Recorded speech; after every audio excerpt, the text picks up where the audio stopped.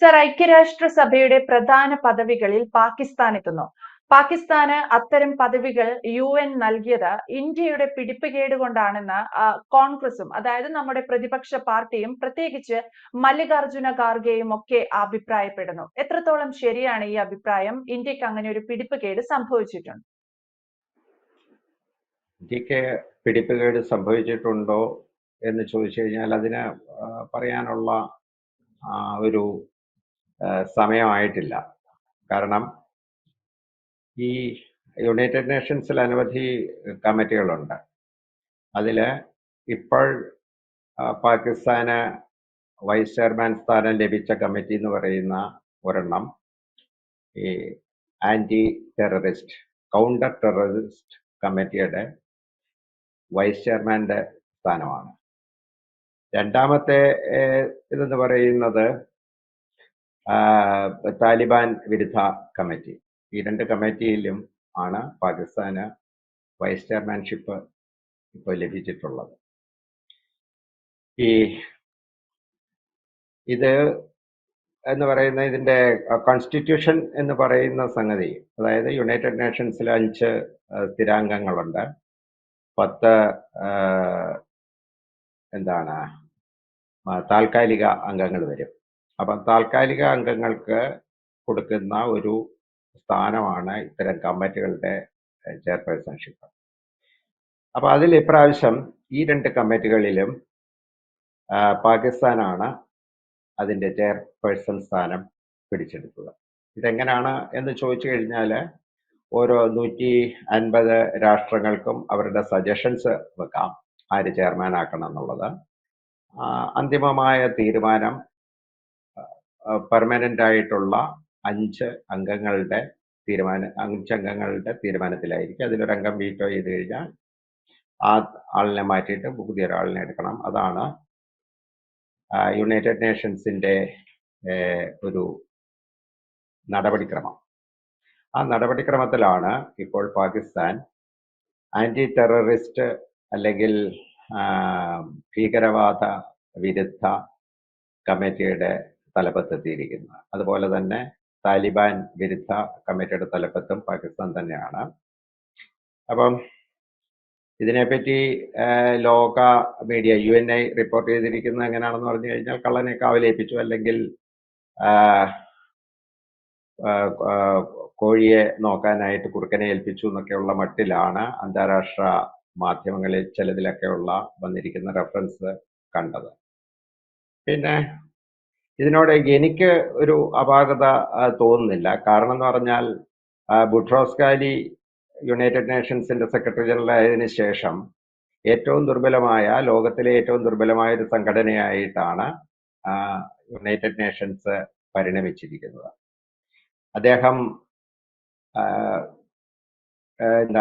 Secretary general ആയതിനു ശേഷം ഇവിടെ നടന്നിട്ടുള്ള സംഘർഷങ്ങൾ, എന്തെങ്കിലും സംഘർഷങ്ങൾ കൈകാര്യം ചെയ്യാൻ ന്യായമായ, ഇപ്പോൾ തന്നെ നമ്മുടെ മുമ്പിൽ ഗാസയുടെ പ്രശ്നമുണ്ട്, ഉക്രൈൻ്റെ പ്രശ്നമുണ്ട്. ഇതൊന്നും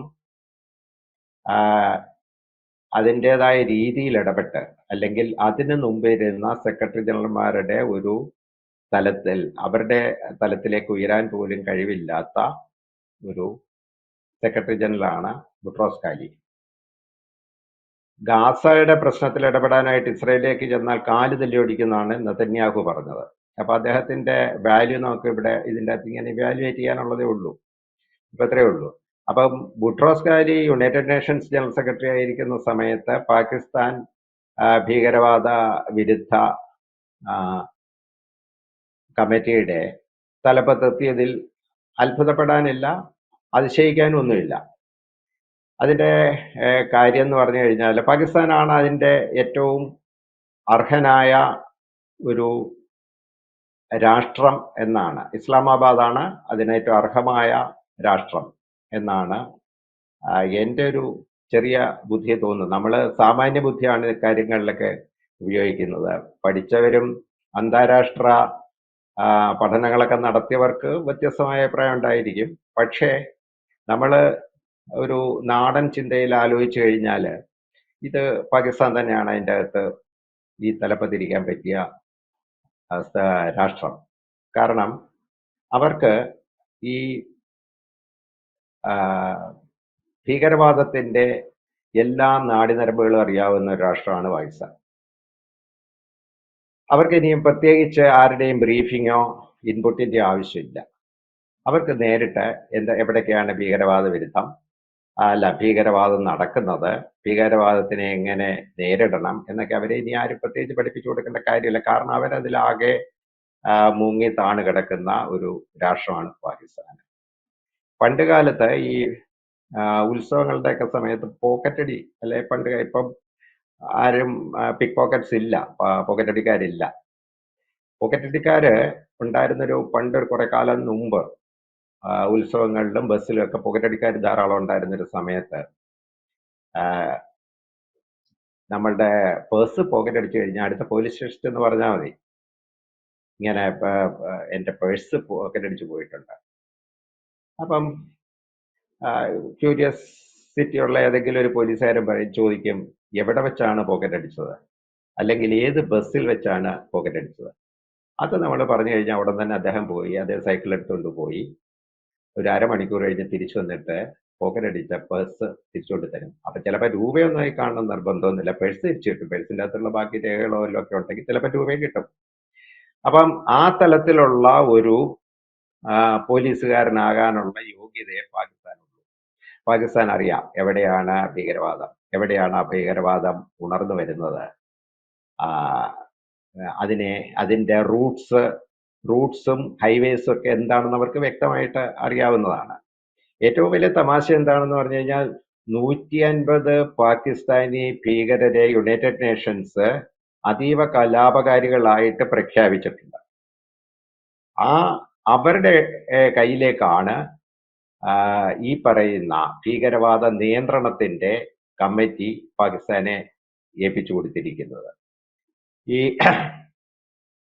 അതില്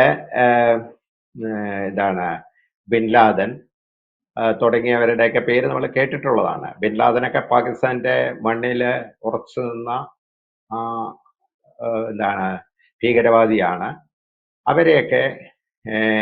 അവരുടെയൊക്കെ റൂട്ട്സ് അല്ലെങ്കിൽ അവരുടെയൊക്കെ വഴിത്താരകൾ അറിയാവുന്ന പാകിസ്ഥാൻ അതിന്റെ തലപ്പത്തിരിക്കാൻ യോഗ്യനാണ് എന്നുള്ളതാണ് നമ്മളുടെ ഒരു സാമാന്യ ബുദ്ധിക്ക് ആലോചിച്ചാൽ മനസ്സിലാകുന്നത്. പിന്നെ ഇതിൻ്റെ അകത്ത് ഏറ്റവും വലിയ കോമഡി എന്താണെന്ന് ചോദിച്ചാൽ, ഖാർഗെ പറഞ്ഞതിന്റെ ഉദ്ദേശം എനിക്ക് മനസ്സിലായില്ല. പാകിസ്ഥാനെ ആക്കരുത്, അതിന് പകരം കോൺഗ്രസിനെ ആക്കണം എന്നാണോ അദ്ദേഹം ഉദ്ദേശിച്ചതെന്ന് എനിക്കറിയില്ല. ഞങ്ങളൊക്കെ ഉള്ളപ്പോൾ എന്തിനാണ് പാകിസ്ഥാനെ ആ പണി ഏൽപ്പിച്ചത്? ഇന്ത്യയിലെ ഇപ്പോഴത്തെ ഒരു സ്ഥിതിവിശേഷം അതാണല്ലോ. പാകിസ്ഥാന്റെ ഏറ്റവും വലിയ വക്താക്കൾ ഇന്ത്യൻ നാഷണൽ കോൺഗ്രസ് ആണ്.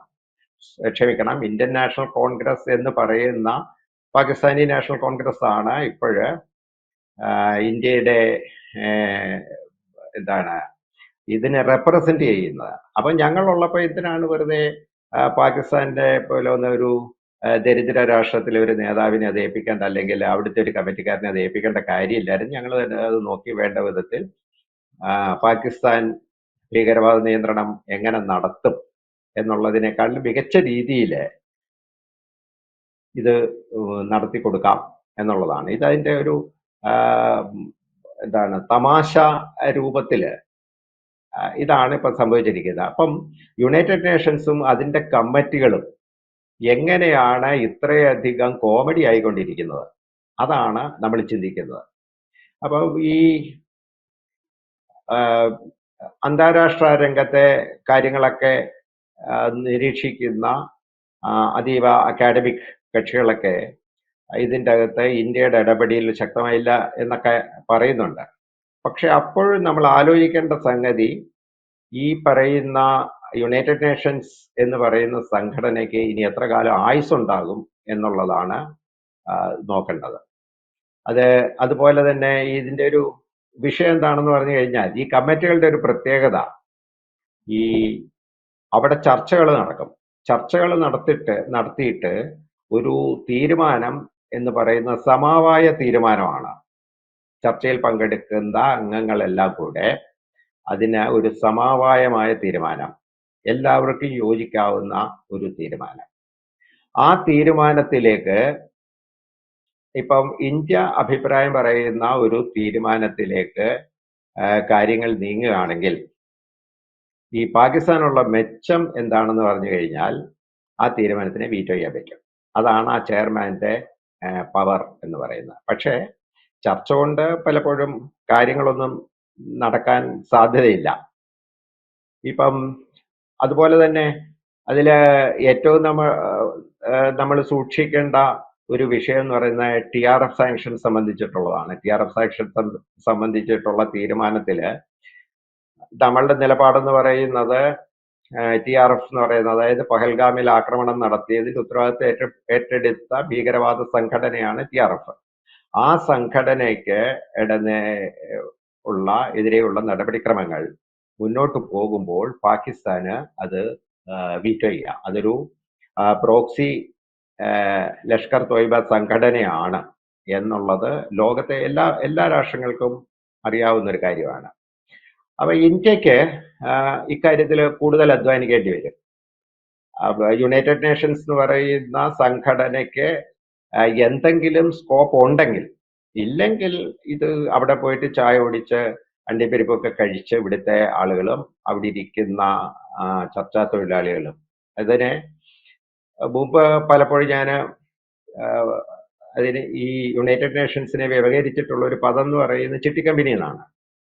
അതായത് അമേരിക്ക, ഫ്രാൻസ്, ജർമ്മനി തുടങ്ങിയ കമ്പനികൾ അതിൻ്റെ അകത്ത് ഫണ്ട് നിക്ഷേപിക്കുന്നുണ്ട്, ചിട്ടി നടത്താനായിട്ട് ഫണ്ട് നിക്ഷേപിക്കുന്നുണ്ട്. അതിന്റെ തലയാളായിട്ടുള്ള ഒരു ആളാണ് യുണൈറ്റഡ് നേഷൻസിന്റെ സെക്രട്ടറി ജനറൽ. ഇപ്പം ഈ പറയുന്ന ചിത്രത്തോടു കൂടി നമുക്ക് മനസ്സിലാകുന്ന കാര്യം എന്താണെന്ന് പറഞ്ഞു കഴിഞ്ഞാൽ യുണൈറ്റഡ് നേഷൻസിന്റെ അവസ്ഥ വളരെ പരിതാപകരമായിരിക്കുകയാണ്. പാകിസ്ഥാനി കമ്മിറ്റിയുടെ ചെയർമാൻഷിപ്പിൽ വന്നു എന്നുള്ളത് മാത്രമല്ല അതിൻ്റെ അകത്തെ വിഷയം.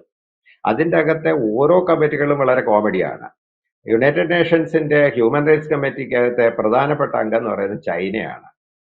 ചൈനയില് സ്വാതന്ത്ര്യമോ ഹ്യൂമൻ റൈറ്റ്സോ ഇല്ല എന്നുള്ളത് വളരെ വ്യക്തമായ കാര്യമാണ്. ചൈനീസ് മുസ്ലിംസ് അവരനുഭവിക്കുന്ന പരാധീനതകളെ പറ്റിയൊക്കെ ലോകമെമ്പാടും പ്രതികരിച്ചിട്ടും ഈ പറയുന്ന കമ്മിറ്റിയുടെ ചെയർമാനായിട്ടുള്ള ചൈന അതിനെന്തെങ്കിലും നീക്കുപോക്ക് വരുത്താൻ തയ്യാറായിട്ടില്ല. അതുപോലെ തന്നെയാണ് ഖത്തറും ഈ ഹ്യൂമൻ റൈറ്റ്സ് കമ്മിറ്റിയിലെ ഒരു അംഗമാണ്. യുണൈറ്റഡ് നേഷൻസ് ഹ്യൂമൻ റൈറ്റ് കമ്മിറ്റിയിലെ ഒരു അംഗമായിട്ടാണ് ഖത്തറും ഇരിപ്പുണ്ട്. ഖത്തറിലുള്ള സ്വാതന്ത്ര്യം, മനുഷ്യാവകാശം ഒക്കെ എന്തൊക്കെയാണെന്നുള്ളത് നമുക്ക് കൃത്യമായിട്ട് അറിയാവുന്നതാണ്. അവിടെ ഡെമോക്രസി ഇല്ല, അവിടെ സ്വാതന്ത്ര്യമില്ല. അങ്ങനെയുള്ള രാഷ്ട്രങ്ങള്, അങ്ങനെയുള്ള നർമ്മ ഭാവനയാണ് ഇപ്പം യുണൈറ്റഡ് നേഷൻസിൽ നിന്നും പുറത്തോട്ട് വന്നത്. ഇനി വേറൊരു വലിയ ചെയർമാൻ ഉണ്ട്, നോർത്ത് കൊറിയൻ ചെയർമാൻ്റെ 2022 തൊട്ട് യുണൈറ്റഡ് നേഷൻസിന്റെ ഡിസാമമെന്റിന്റെ കമ്മിറ്റിയുടെ ചെയർമാനാണ് നോർത്ത് കൊറിയ. ഈ നോർത്ത് കൊറിയയുടെ ഏറ്റവും വലിയ ക്വാളിറ്റി അല്ലെങ്കിൽ അവരുടെ ക്വാളിഫിക്കേഷൻ എന്ന് പറയുന്ന ഇല്ലീഗൽ ന്യൂക്ലിയർ വെപ്പൺ ഉണ്ടാക്കുന്നു എന്നുള്ളതാണ്. അപ്പൊ ഇങ്ങനെയുള്ള കോമഡികൾ വെച്ചിട്ടാണ് യുണൈറ്റഡ് നേഷൻസ് മുന്നോട്ട് പോയിക്കൊണ്ടിരിക്കുന്നത്. അപ്പൊ ഇതിന്റെ പരിണിത ഫലം എന്താണ് എന്ന് ചോദിച്ചു കഴിഞ്ഞാൽ ഇതിന്റെ ഉത്തരവും കഴുക്കോലും ഒക്കെ തകർന്നു വീണുകൊണ്ടിരിക്കുകയാണ്. മറ്റേ വേൾഡ് ഹെൽത്ത് ഓർഗനൈസേഷന് ഫണ്ട് കൊടുക്കില്ല എന്ന് ട്രംപ് പറഞ്ഞിട്ടുണ്ട്. ഏതാണ്ട് ആ സ്ഥാപനം പൊട്ടിക്കിട്ടി. അപ്പൊ അതുപോലെ ഇങ്ങനെ ഓരോരോ സ്ഥാപനങ്ങൾ, യുണൈറ്റഡ് നേഷൻസിലെ ഓരോരോ സ്ഥാപനങ്ങൾ ഇന്റേണലായിട്ട് അതിന്റെ തന്നെ അന്തർസത്തയിൽ തന്നെ പൊളിഞ്ഞ് തകർന്ന് വീഴുന്ന ഒരു കാഴ്ചയിലേക്കാണ് ലോകം പോയിക്കൊണ്ടിരിക്കുന്നത്. ഈ കാഴ്ചയുടെ പര്യവസാനം എന്ന് പറയുന്നത് ലോകത്തിന് ഒരു ആളുകൾക്ക് അപ്പീൽ ചെയ്യാവുന്ന അല്ലെങ്കിൽ ഒരു വേദി ഉണ്ടായിരുന്ന രംഗം യുണൈറ്റഡ് നേഷൻസിനെ പോലെ ഒന്നുമില്ലെങ്കിൽ ഒരു കാര്യവും നടന്നില്ലെങ്കിൽ പോലും നെതന്യാഹു മുട്ടുകാല് തല്ലി ഓടിക്കുന്ന പറയുമെങ്കിൽ പോലും അവിടെ ഈ വിഷയം ഉന്നയിക്കാനും ചർച്ചയ്ക്ക് ക്ഷണിക്കാനും അത് വാർത്തയാക്കാനും ജനങ്ങളുടെ ഇടയിലേക്ക് എത്തിക്കാനും ഒക്കെ കഴിഞ്ഞിരുന്ന ഒരു പ്ലാറ്റ്ഫോം ഏതാണ്ട് അസ്തമിക്കാൻ പോവുകയാണെന്നാണ് എൻ്റെ ഒരു കണക്കൂട്ടല്. പക്ഷേ ലോകത്തിലെ ബാക്കിയുള്ള രാഷ്ട്രങ്ങൾ, ഏതാണ്ട് 170 രാഷ്ട്രങ്ങൾ യുണൈറ്റഡ് നേഷൻസിലുണ്ടെന്നാണ് എനിക്ക് തോന്നുന്നത്. ഈ 170 രാഷ്ട്രങ്ങള് ഇതിന്റെ ഒരു ആൾട്ടർനേറ്റീവ് എന്താണ് ഇനിയും നമുക്ക് ഒരു പരിഹാരമായിട്ട് കണ്ടെത്തേണ്ടത്. അപ്പൊ അതിന്റെ സ്ട്രക്ചർ എങ്ങനെ ആയിരിക്കണം, അതിൻ്റെ അകത്ത് ഈ പറയുന്ന പഞ്ചമഹാശക്തികളുടെ വീറ്റോ പവർ സഹിതം മുന്നോട്ട് പോകണോ? കാരണം 1948 രണ്ടാം ലോകമഹായുദ്ധത്തിന് ശേഷം യുണൈറ്റഡ് നേഷൻസ് സംഘടിപ്പിക്കുമ്പോൾ ഉണ്ടായിരുന്ന മേൽക്കോയ്മയൊന്നും ഇന്ന് ലോകത്തിലെ വികസിത രാഷ്ട്രങ്ങൾക്കില്ല. അതിനേക്കാളുമൊക്കെ മുന്നിലേക്ക് പോകുന്ന ഒരുപാട് രാഷ്ട്രങ്ങൾ ഇപ്പോൾ ഉണ്ട്. ഇന്ത്യ തന്നെ 4-ാം സ്ഥാനത്തോ മറ്റോ എത്തിയെന്നാണ് അന്താരാഷ്ട്ര കണക്കുകൾ കാണിക്കുന്നത്. മാത്രമല്ല അന്ന് അതിനേക്കാട്ടിലും ഉപരി ഈ കലാപങ്ങളും മറ്റ് പ്രശ്നങ്ങളും അരക്ഷിതത്വവും ഒക്കെ ഉള്ള സ്ഥലങ്ങളിൽ അതിനെ ഒരു കണ്ടെയ്ൻ ചെയ്യാൻ, അല്ലെങ്കിൽ അതിനെ അമർച്ച ചെയ്യാനോ, അല്ലെങ്കിൽ അതിനെതിരായിട്ട് ഒരു പ്രചരണം നടത്തി ആളുകളെ സഹായിക്കാനോ, ആളുകളുടെ ദുഃഖവും ദുരിതവും ഒക്കെ മാറ്റിക്കൊടുക്കാനോ യുണൈറ്റഡ് നേഷൻസിന് കഴിവില്ലാത്ത വിധത്തിൽ അധപ്പതിച്ചു പോയ ഒരു സന്ദർഭമാണ്. അതുകൊണ്ട് പാകിസ്ഥാൻ ഈ പറയുന്ന കമ്മിറ്റിയുടെ ചെയർമാനായി അല്ലെങ്കിൽ വൈസ് ചെയർമാൻ ആയതുകൊണ്ട് ഇന്ത്യക്ക് എന്തെങ്കിലും സംഭവിക്കുമെന്ന് ഞാൻ പ്രതീക്ഷിക്കുന്നില്ല.